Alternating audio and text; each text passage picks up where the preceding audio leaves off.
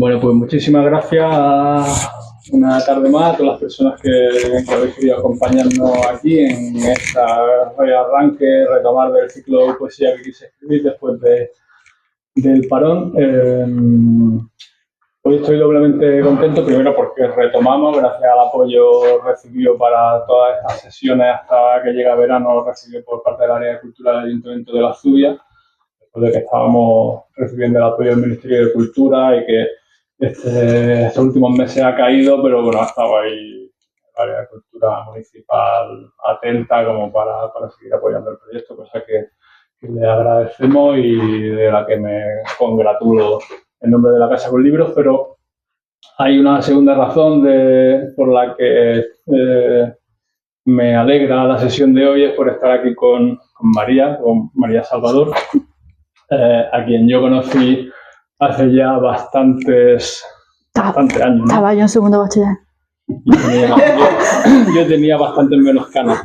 En algunos de los primeros talleres de escritura creativa que yo empecé a impartir para la Universidad de Granada, ella fue una de esas alumnas y siempre fue, no sé, un poco grato y orgulloso, no porque ella esté aquí porque estuviera en el taller, pero haber visto a alguien que ya apuntaba maneras y que no solo es autora de dos maravillosos libros de poemas como poeta, sino que todo su devenir de su trayectoria profesional pues también da buena cuenta de la seriedad, la profesionalidad y el rigor con el que se aplica a todas estas cuestiones. Bueno, para quien no la conozcáis, alguna de la gente que estáis aquí, si la conocéis, y algunos me consta que la conocéis mejor que yo, pero bueno, las presentaciones telegramáticas que siempre hacemos aquí me obligan a decir que María nació en Granada en el año 86, historiadora del arte, licenciada por la Universidad de Granada y doctoranda por la Universidad de Harvard, nada más y nada menos. Disfrutó de una prestigiosa beca Fulbright durante el año 2014 a 2016.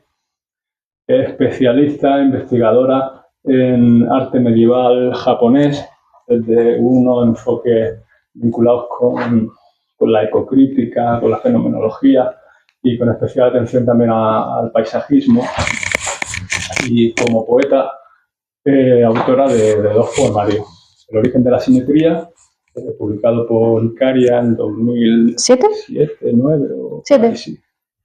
Y su más reciente poemario, que es el 2021, poema de bajo continuo, por la también barcelonesa como Icaria editorial La Garúa. Su obra, a poco que curioséis por internet, ha sido incluida en numerosas antologías de las que se han venido publicando durante los últimos años en el Estado español. Y me interesa también, aparte por todo esto, por luego hay algunas cosas que querría preguntarte, pero luego, si acaso, con la cerveza sobre arte japonés. Pero como veréis por la postalita en la que se hace mención de algunos de los autores y autoras de las que ella va a leer obras, tenemos a grandes autores que todo el mundo conocemos como Alejandra Pizarnik o Dylan Thomas, o luego a otros de los que, sinceramente, yo me precio de seguir leyendo poesía, pero no sé quién es. Bueno, ya sí sé quién es un poco porque curiosé desde que María nos pasó su lista de poetas de los que iba a leer. No tenía ni idea de quién era Michael Lee. Ernst Mayr me sonaba un poco, pero no había leído nada. Y de Maggie Smith tampoco la conocía, y ya he visto también que recientemente Libros del Asteroide, que es una editorial que no da punta a símbolo, ha publicado recientemente un libro suyo. No de poesía, sino de memorias como feminismo a raíz de la ruptura con su marido. Pero vamos, yo todo lo que saca el Libro del Asteroide siempre tiene sello de calidad, y el que tú la traigas aquí ya como que lo confirma. Por mi parte nada más. No sé si Pablo Laguna, concejal de Cultura, quiere dar también una pequeña bienvenida, en tanto que colaborador y que ha hecho posible desde su área el que retomemos ya sin tener que esperar de nuevo al Ministerio. Y por mi parte, nada más. Pues solo dar las gracias, es que no puedo decir más nada. Estoy deseando escuchar a María y este ciclo. Pues creo que quienes estáis hoy aquí lo conoceréis ya. Es un ciclo veterano que desde luego el área de cultura no podía permitir que ni un año pasáramos sin él, porque la verdad es que es una referencia a nivel estatal. Ya nos ha pasado en el Ayuntamiento de La Zubia. Organizamos múltiples actividades de poesía, tenemos mucho contacto con poetas y nos lo refieren. Quieren venir cuando les traemos, nos dicen que gracias por haberles traído, pero que quieren venir a poesía que quise escribir. Con lo cual, pues, muchas gracias por seguir organizándolo. Un honor poder facilitar que un año más sigamos con él y quiero escucharte. Muchas gracias. Pues muchísimas gracias, María. A ti. A ellos. Muchas gracias. Ay, bueno, ¿a quién interesa saber que yo también fui suyense? O soy ética o... Sí, ya no, pero sí. Toda mi adolescencia y parte de los 20. Bueno, me mudé aquí cuando tenía 9 años, de hecho.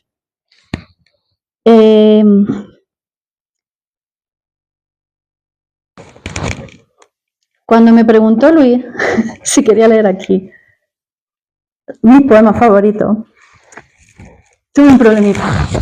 Y es que dije, ¿cómo no hago esto un recital de Lorca? Entonces me puse la meta de no vas a leer nada de Lorca. Así que hace un poco dificilillo y por eso tenemos los nombres que tenemos. Pero así, por si alguien tiene curiosidad, el primer poema que yo recuerdo es el Lamento por la muerte de Ignacio Sánchez Mejía, que cuando yo era chiquitita me lo leyó mi padre. Y probablemente sea ese poema la razón por la que yo empecé a escribir. Luego, cuando estaba en segundo de bachiller, creo que sí, hice una optativa de psicología que tenía un manual preciosísimo, que por desgracia luego mi madre me tiró. Y era preciosísimo porque tenía poemas en todas las páginas, en los lados de las páginas. Entonces uno estaba ahí aprendiendo lo que era la esquizofrenia y a la vez leyendo poetas varios. Y así fue como descubrí yo a Alejandra Pizarnik. Y el poema que estaba incluido era el que voy a leer, que se llama La jaula. Afuera hay sol. No es más que un sol, pero los hombres lo miran y después cantan. Yo no sé del sol, yo sé de la melodía del ángel y el sermón caliente del último viento. Sé gritar hasta el alba, cuando la muerte se posa desnuda en mi sombra. Yo lloro debajo de mi nombre, yo agito pañuelos en la noche y barcos sedientos de realidad bailan conmigo. Yo oculto clavos para escarnecer a mis sueños enfermos. Afuera hay sol, yo me visto de cenizas.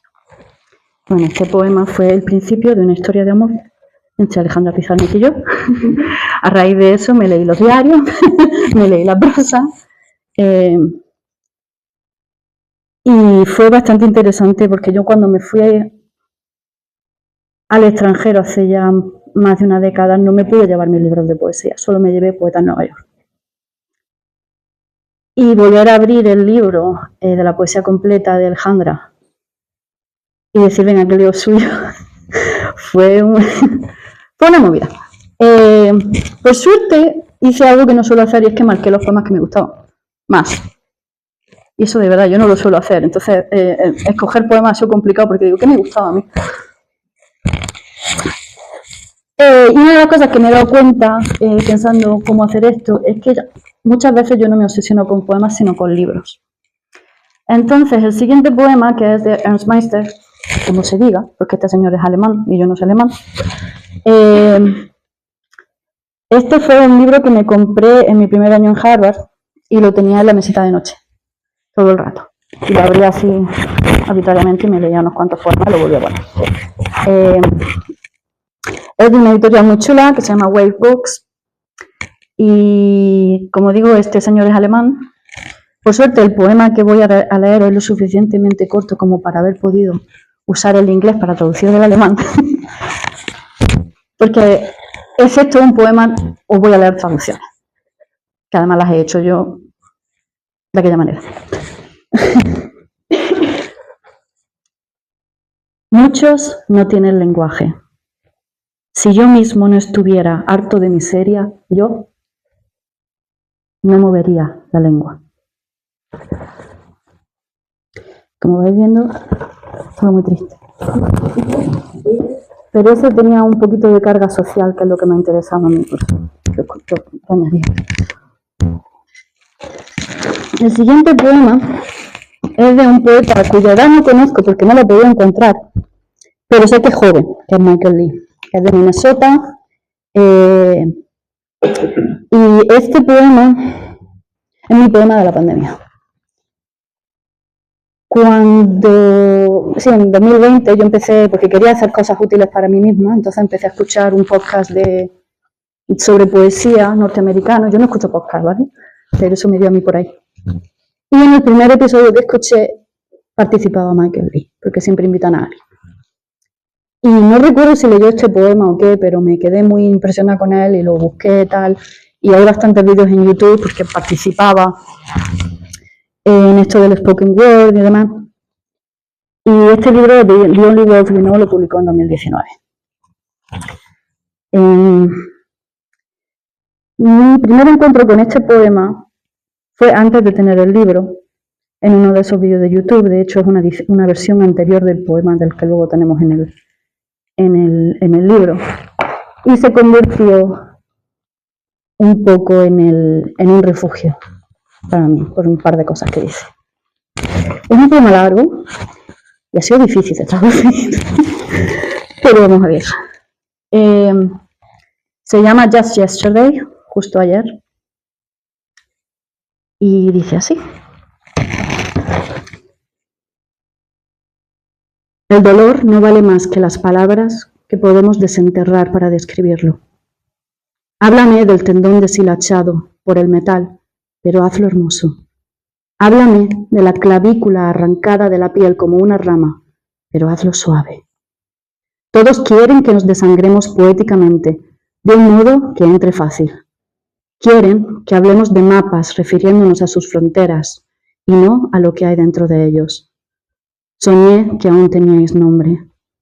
Os soñé desnudos. Os soñé goteando fuera de los avances del tiempo.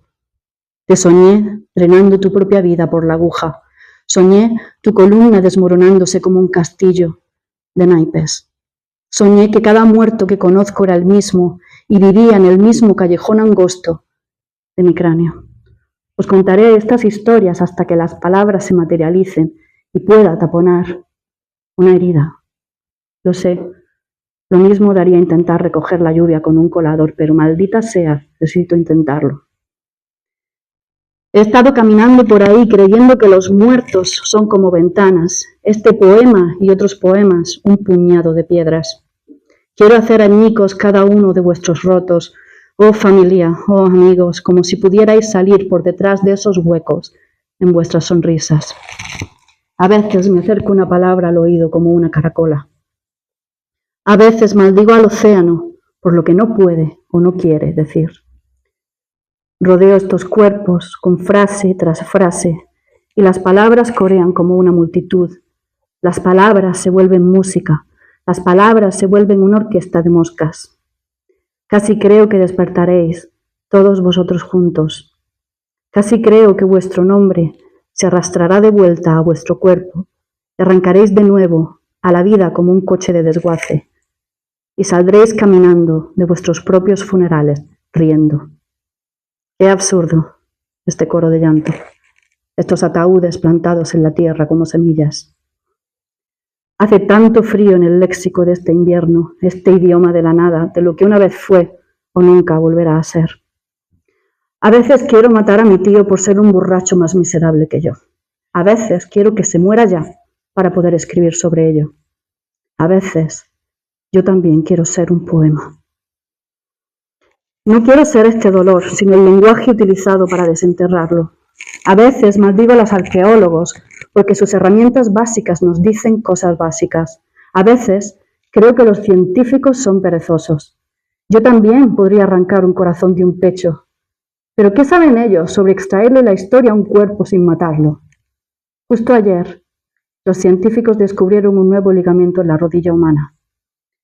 Justo ayer, descubrí que no puedo dormir por un sinfín de razones nuevas. Justo ayer escribí y escribí y escribí y seguí escribiendo.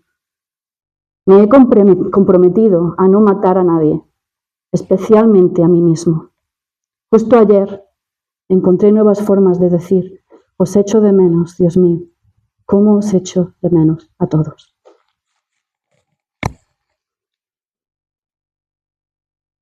Y un poco como contrapartida, vamos a llegar a Maggie Smith. Tampoco sé qué edad tiene, pero es una señora más mayor. Y se hizo famosa. ¿Qué? ¿Del 77? Sí, es más mayor que este muchacho es más joven. Pero se hizo famosa porque el poema que le da título a este libro, Good Bones, salió en alguna serie de televisión, no me acuerdo ya cuál era.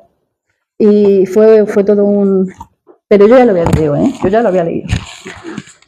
Y la historia de este libro, en realidad en este caso sí es un poema también, como con Michael Lee, es un poema. Anda, lo tengo marcado y todo.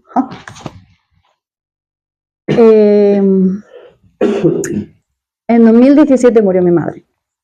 Y cuando estaba enferma todavía y yo me fui a Estados Unidos a coger mis cosas y mudarme de vuelta, me llevé conmigo este libro que me había mandado una de mis amigas de Ohio, donde estuve de 2014 a 2016. Y me lo mandó diciéndome que creía que me iba a hacer sentir mejor. Y yo me lo leí entero en el vuelo, el grupo de vuelo, desde Málaga a Boston. Y hubo un poema que me llamó mucho la atención y que de hecho lo compartía todos los años el Día de la Madre. Incluso hice que un TikToker lo leyera. Lo grabó para mí. Y de nuevo mi traducción.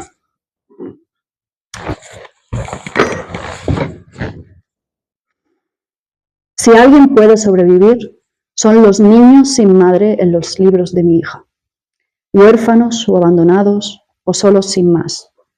Con sus tazas desportilladas desenterradas del vertedero, su pan de ayer atesorado de la panadería, su leche enfriándose en botellas de cristal detrás de la cascada para que no se corte. Han aprendido a coser su propia ropa con harapos. Saben atarse los zapatos, hacer un nudo marinero, un torniquete. Saben atrapar y despellejar un conejo, golpear piedras hasta hacer fuego. Hablando de fuego, ¿dónde están sus padres? En la guerra, en la cárcel, o fueron fugaces. Lo que importa son las madres, que deben estar muertas para que la trama avance. Nada es tan liberador como el duelo. Niños sin madre, ¿qué tienen que perder? Están acampados en el cañón excavado por el glaciar, cuyo hielo se derritió hace millones de años. Incluso el cañón donde duermen los sin madre no tiene madre. Un huérfano es cualquier cosa que sobrevive a lo que lo creó. Una vez leí un poema como este, yo ya me había dado cuenta. Y era una conversación que había tenido con mi madre. Empiezas a ver que efectivamente las madres tienen que estar muertas en las historias para que pase algo. Eso es así. O los dos en el caso de la Cenicienta, ¿no? Pero el caso es que no puede haber madre.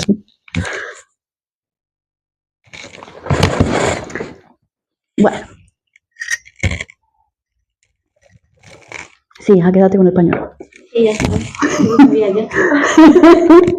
El siguiente poema es un poema muy famoso que imagino que el que lea poesía lo ha leído. Lo ha leído. Y es de Dylan Thomas. Y es probablemente el poema más famoso de Dylan Thomas. Y es el único que voy a leer solo en el original, que en este caso es inglés. Y la razón por la que lo voy a leer es porque es el poema favorito, tanto mío como de mi mejor amiga. Y por tanto, había que leerlo. Porque qué razón más bonita que esa. No me lees, esto mío. Do not go gentle into that good night. Old age should burn and rave at close of day. Rage, rage against the dying of the light. The wise men at their end know dark is right, because their words have forked no lightning day. Do not go gentle into that good night. Good men, the last wave by, crying how bright their frail deeds might have danced in a green bay. Rage, rage against the dying of the light. Wild men who caught and sent the sun in flight and learned too late, they grieved it on its way. Do not go gentle into that good night. Grave men, near death, who see with blinding sight, blind eyes could blaze like meteors and decay. Rage, rage against the dying of the light. And you, my father, there on the sad height, curse, bless me now with your fierce tears, I pray. Do not go gentle into that good night. Rage, rage against the dying of the light. Es un poema que yo jamás en la vida me atrevería a traducir. Y no creo que haya buena traducción. Así que no me molesta. De todas formas, como era para ella, pues había que leerlo en inglés. Ahora,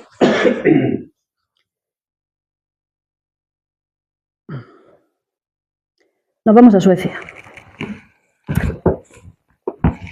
Volviendo a libros que me han obsesionado. Es bastante curioso lo que pasa con este, porque el poeta sueco Göransson Nevi, no sé si lo dije, no lo dije, no lo dije. O Goran, no sé, yo no sé sueco. No sé cómo se pronuncia esto. Ya es el tercer cerebro de Mozart, Mozart's Third Brain, y este libro lo compré en una de mis librerías favoritas del mundo, en San Francisco, City Light Booksellers, donde me senté en una silla y un señor vino y me dijo, ¿eres poeta? Y dije, ¿sí? Y fue uno de los libros, junto con otro que también me he traído, que estaba en mi mesilla de noche cuando viví en Estados Unidos la primera vez, en 2011-2012, en California. Y es curioso porque el poema que he escogido en realidad no pertenece a este libro.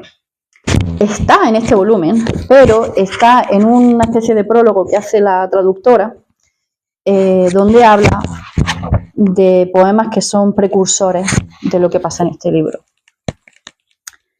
Ahora, como yo no sé sueco, ya no he encontrado el texto original, al menos no gratis, pues os lo traducí del inglés. O sea que lo que se haya perdido en translation, pues ha perdido. Se llama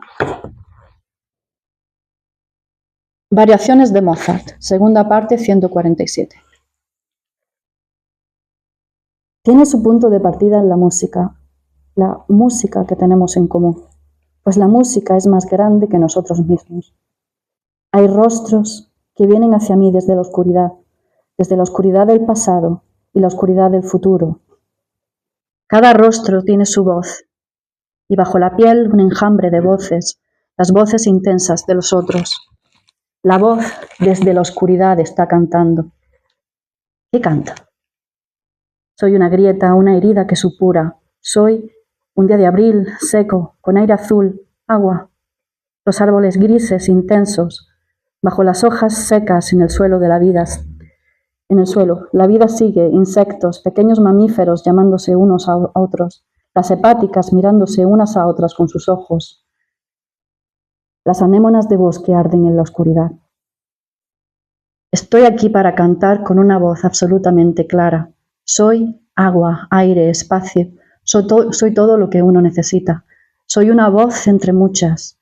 Ahora los brotes de las ramas grises se abren. Ahora la corteza verde bajo la gris se ensancha. Ahora corre el agua por la tierra abierta desde el manantial, colina abajo. La musaraña me oye y responde con su voz más delicada. También sé bailar, completamente a solas entre los árboles. Nadie me ve, salvo los pájaros, las hepáticas y los pequeños mamíferos bajo las hojas. Me lanzo entre los troncos delgados de los árboles, yo invisible, como la fina capa de luz alrededor de su corteza. Una tras otra, las voces se callan. Es de noche, y los rápidos destellos de luz despiertan bajo la fina membrana del sueño. danza velocísima, en remolino, vertiginosa, en una infinidad de tiempo, en un espacio sin fin, enteramente de los sentidos. El rostro de las voces regresa desconocido. Esto es muy triste, ¿eh? A ver. No hemos ido a Suecia, no hemos ido a América, Alemania. Ahora nos vamos a Japón.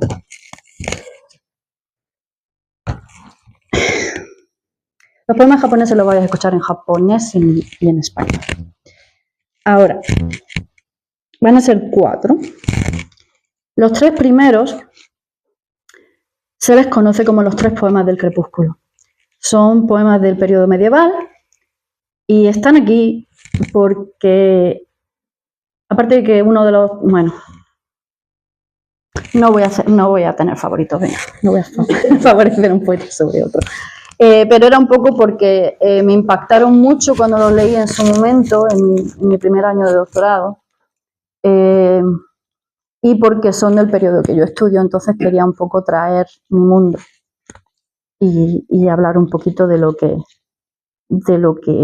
aunque yo no estudio literatura, sí que incorporo la poesía en mi investigación.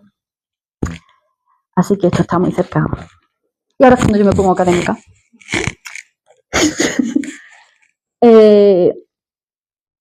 Los 3 poetas vivieron en el siglo XII-XIII y la forma poética en la que escriben se llama waka, que en realidad es bastante curioso porque waka significa poema japonés, pero bueno, eso sería un rato explicarlo. Y el waka es el precursor a lo que hoy llamamos tanka, de hecho es la misma forma, 5-7-5-7-7, y por tanto también es el precursor al haiku. La poesía japonesa en el periodo Nara Heian y medieval, Nara Heian, vamos a decir que es lo que viene antes y así no volvió la cabeza, el medievo japonés más o menos coincide con el español. Es muy distinta de la española en el sentido de que los temas, cuando se puede escribir sobre ciertas cosas, las palabras que se pueden utilizar, y en algunos casos incluso los versos, están fijados. Entonces lo que están haciendo desde básicamente el siglo VIII es reutilizar cosas. Y si eso ya lo estaban haciendo, siglo VIII, siglo IX, tal, y estamos hablando del 12 y 13 de febrero, y lo podían seguir haciendo, les quedaban cosas que decir, pues sí. Y lo que pasa aquí es que en el periodo medieval vemos una reforma de la poesía japonesa por Fujiwara no Teika, que escribe el segundo que os voy a leer, en la cual él demuestra que se puede utilizar lo que ya se tiene, incluyendo un elemento de individualidad y de novedad. Y creo que se nota un poquito en estos poemas. Ahora, el tema del crepúsculo, se le llaman los 3 poemas del crepúsculo por el último verso, que lo vais a ver que se repite, es el mismo en los 3, pero no son para nada los únicos poemas que utilizan ese verso, ni los únicos sobre la temática del crepúsculo, que además se estableció como tema en el periodo medieval. Antes era solo una cosa a la que se aludía. El primer poema es del poeta monje itinerante Saigyo. Él vive en el siglo XII. Y dice así, en japonés. Kokoro naki, nini mo aware wa shirare keri. Shigita tsusaba no aki no yugure. Y en español, más o menos, dice, incluso en el cuerpo sin corazón, algo se abre por dentro. Las agachadizas alzan el vuelo desde el pantano en el crepúsculo de otoño. Realmente el poema original utiliza el término estético aware, que es una palabra que no se puede traducir al español, pero que viene a significar esa apreciación por la impermanencia. Y el poeta está hablando de cómo el cuerpo sin corazón, realmente lo que dice literalmente Kokoro Nakimi, Otros lo han traducido como el que ha renunciado al corazón, o el que ha renunciado a sentir, o el ser que no tiene corazón. Se refiere a la renuncia a la vida secular que hace el monje, y en el caso de este señor pues era itinerante, era bastante ascético, pero aún así es capaz de moverse por algo como el que las aves se echen a volar. Y luego yo he investigado que las agachadizas tienen unos ruidos bastante curiosos, y entonces pues eso añade un componente auditivo que la gente de momento habría entendido, porque como he dicho antes, las palabras tan fijas, entre comillas, solo puedes incluir ciertos pájaros, solo puedes incluir ciertas cosas. Entonces estarían familiarizados con estos pájaros y tal. Ahora el segundo es de Fujiwara no Teika, el poeta que he dicho que revolucionó la poesía en el periodo medieval, y este señor pues era un poeta y un noble. Si se llama Fujiwara es noble, eso es así. Y en japonés dice: Mi wata se va, hana mo koyo mo, nakari keri, ura no tomaya no, aki no yugure. Y en español: miro a lo lejos, no hay flores de cerezo ni hojas rojas, una choza de paja en la bahía en el crepúsculo de otoño. ¿Qué diréis? ¿Qué tiene esto de revolucionario, de interesante? Para empezar, lo que está haciendo al decir que no hay flores de cerezo ni hojas rojas, está negando las temáticas de poesía japonesa por antonomasia. Está negando el elemento, el atributo fundamental del otoño en Japón, que son las hojas rojas. Y en vez de eso, en vez de hablar de lo que muchas veces se refieren en la poesía como el brocado de las flores en la naturaleza, ¿no? Ya sean la sakura, ¿no? Las flores de cerezo, o incluso las hojas rojas, está alabando la belleza de lo simple, la choza de los pescadores de la bahía. Entonces hay quien entiende este poema como una declaración de intenciones, ¿no? Y el último de los tres es de otro poeta del siglo XII-XIII, que se llama Yakuren, y era un monje budista que también fue discípulo de Fujiwara no Teika. Es bastante curioso porque uno de los caracteres con los que se escribe el nombre de Yakuren es el primer carácter del poema. Que cuando diga el primer verso en español vas a decir poético. Pero probablemente él fue muy consciente de lo que estaba haciendo cuando escribió el poema así. Sabishisawa, sonoiro toshimo, nakari keri, makitatsu yama no, aki no yugure. La soledad no reside en color alguno. Montañas donde se alzan los cedros en el crepúsculo de otoño.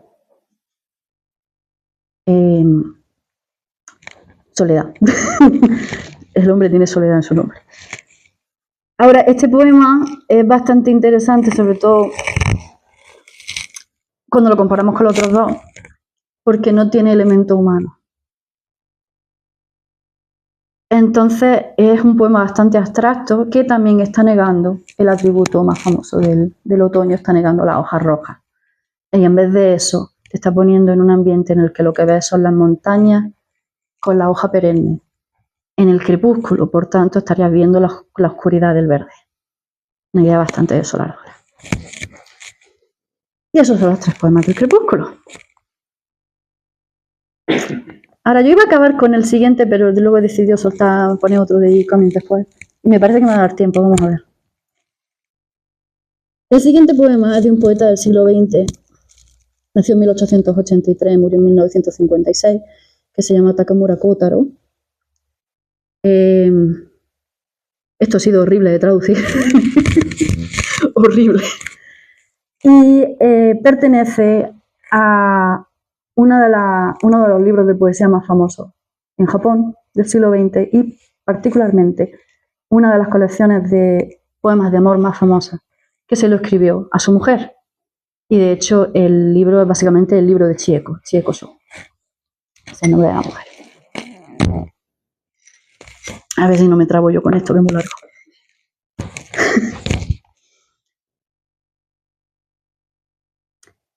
Vale. El poema se llama Hitoni. Asobi janai. Imatsubushi janai. Anata ga watashi ni ai ni kuru. E mo kakazu. Hon mo yomazu. Shigoto mo zezu. そして2日でも3日でも笑い、戯れも飛び跳ね、働き、散々時間を縮め、数日を一瞬に果たす。ああ、けれどもそれは遊びじゃない。暇つぶしじゃない。満ち溢れた我らの容疑ない命である。生である。力である。浪費に過ぎ方に走る者のように見える。8月の視線の豊富さを。あの山の奥に花咲き、朽ちる草草や、声を発する日の光や、無限に動く雲の群れや、有り余る雷霆や雨や水や緑や赤や青や木や、世界に吹き出る勢力を、無駄遣いと何度して言えよ。あなたは私に踊り、私はあなたに歌い、刻々の生をいっぱいに歩むのだ。本を投げ打つ刹那の私と、本を開く刹那の私と、私の量は同じだ。嘘な制度と嘘なユダとを私に関して連想してはいけない。愛する心のはち切れたとき、あなたは私に会いに来る。すべてを捨て、すべてを乗り越え、すべてを踏みに切り、また危機として。Hitoni literalmente significa a una persona. Hito es persona ni la partícula, en fin, el acusativo. Lo he visto traducido como a alguien. Voy a ver qué tal sale esto. No se trata de un juego, ni de matar el tiempo. Vienes a verme, sin cuadros, sin libros, sin trabajo, y durante 2 o 3 días reímos, jugamos, saltamos y nos abrazamos, y acortamos tanto el tiempo que días enteros pasan en un instante. Ah, pero no se trata de un juego, ni de matar el tiempo. Es desbordada e inevitable nuestra existencia. Es vida, es fuerza. Parece derroche y exceso, como la abundancia de agosto.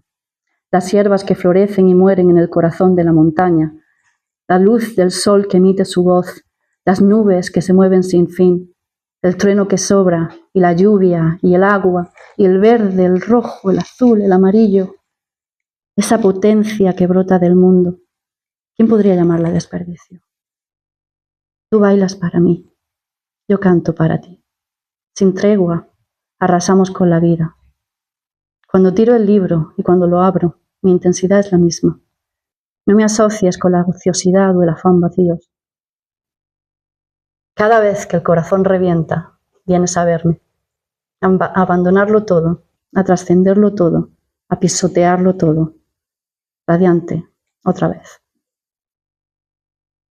Bueno, feliz, ¿eh? Y el último poemita.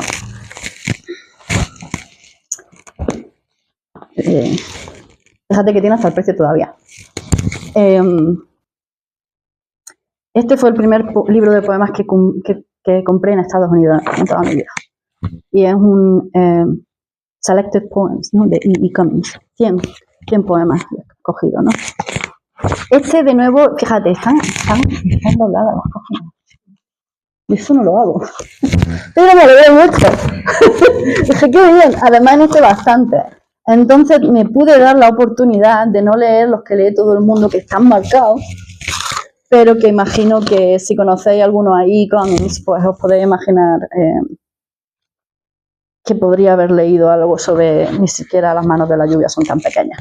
Pero no. No. Ahora, hablando de traducción difícil,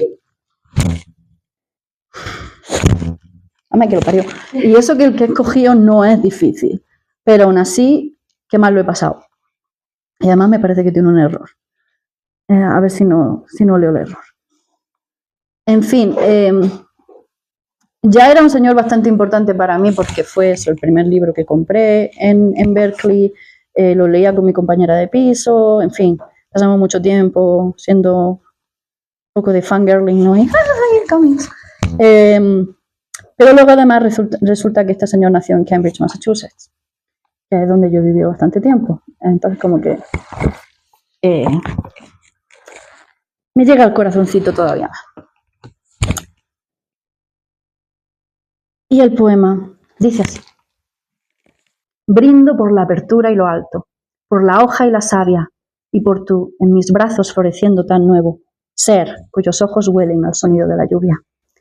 Brindo por las montañas de certero silencio, y por un poeta que desaparece de siempre, por la nieve y por la mañana, y por el hermoso amigo de la mañana, el crepúsculo, y un primer sueño llamado océano, y al diablo el deber, o el easy, con quien esté asustado, abajo el debería, abajo el porque, abajo cada cerebro que piensa y no se atreve a sentir, pero arriba con la alegría y arriba con la risa y la embriaguez.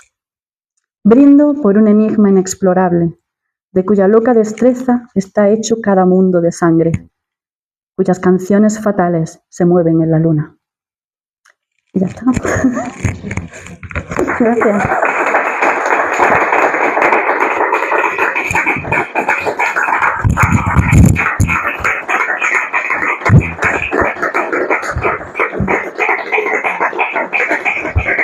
Vale, ya.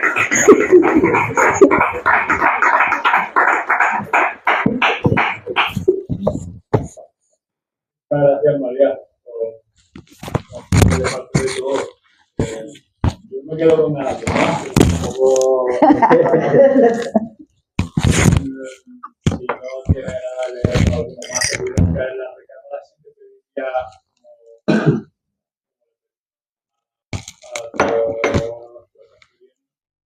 que ya que no hemos dejado de leer los poemas, que por lo menos son el que. ¿Que lo lea? Sí. Vale, pero si voy a hacer eso voy a leer el original, que está en inglés, y luego leo el...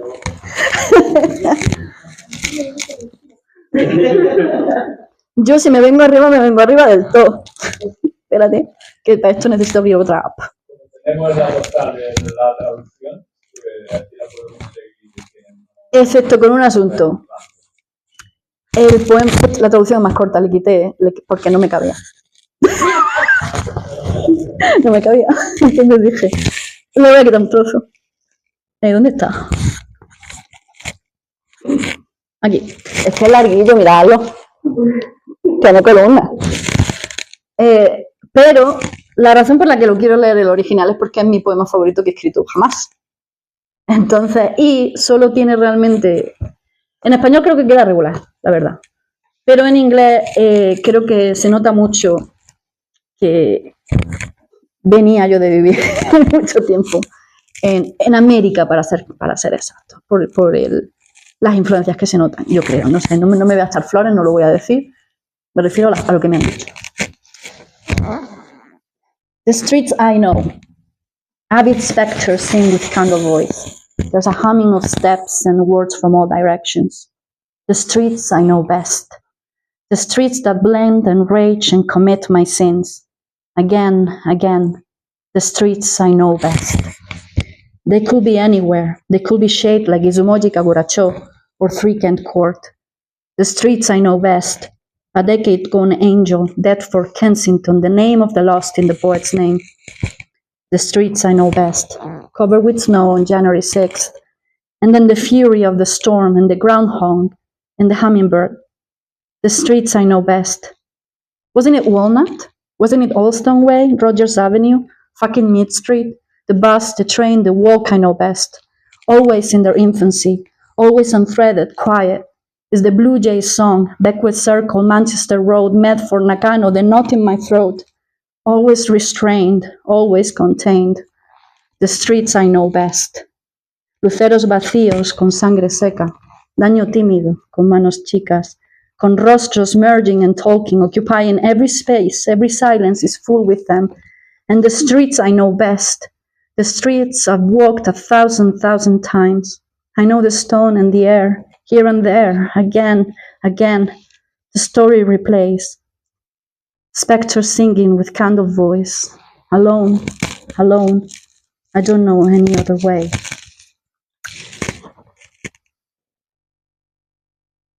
Aquí quité la parte en español, entre otras cosas.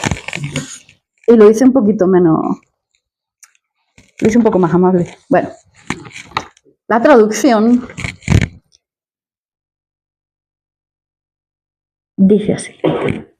Las calles que conozco, donde hay canciones con voz de vela, un tarareo de pasos y palabras en todos los puntos cardinales. Las calles que mejor conozco, que se mezclan y rugen y cometen mis pecados una y otra vez. Podrían estar en cualquier lugar, Izumoji Kaguracho o Threaken Court. Las calles que mejor conozco, Angel hace 10 años, Deptford, Kensington, la pérdida inscrita en el nombre del poeta. Cubiertas de nieve un 6 de enero, y luego la tormenta y su furia, la marmota, el colibrí. ¿No era Walnut? Holston Way, Rogers Avenue, la maldita Mead Street, el bus, el tren, el trayecto que mejor conozco, siempre en su infancia, siempre deshilado en silencio, el canto del arrendajo azul, Beckwith Circle, Manchester Road, Medford, Nakano, el nudo en el centro del pecho, las calles que mejor conozco, las calles que he caminado 1.000.000 de veces. Conozco la piedra y el aire, aquí y allá, y otra vez, sola. La historia se repite. No conozco otra forma. Tiene un montón de licencia la traducción, ¿eh? Un montón. Pero The Knot in My Throat, el nudo en el centro del pecho, creo que queda mejor en español, el centro del pecho. Todos los sitios que menciono son sitios en los que he vivido yo o en los que ha vivido alguien que me importa. Y luego hay una referencia velada a una calle de la zona, de hecho. Y el 6 de enero se refiere al 6 de enero de 2018, que nevó. No sé si os acordáis de la Alhambra cubierta de nieve. Pues se refiere a eso. Y luego, bueno, habla de Londres, de Estados Unidos, de Japón. Y bueno, ese es el poema. ¿A ti?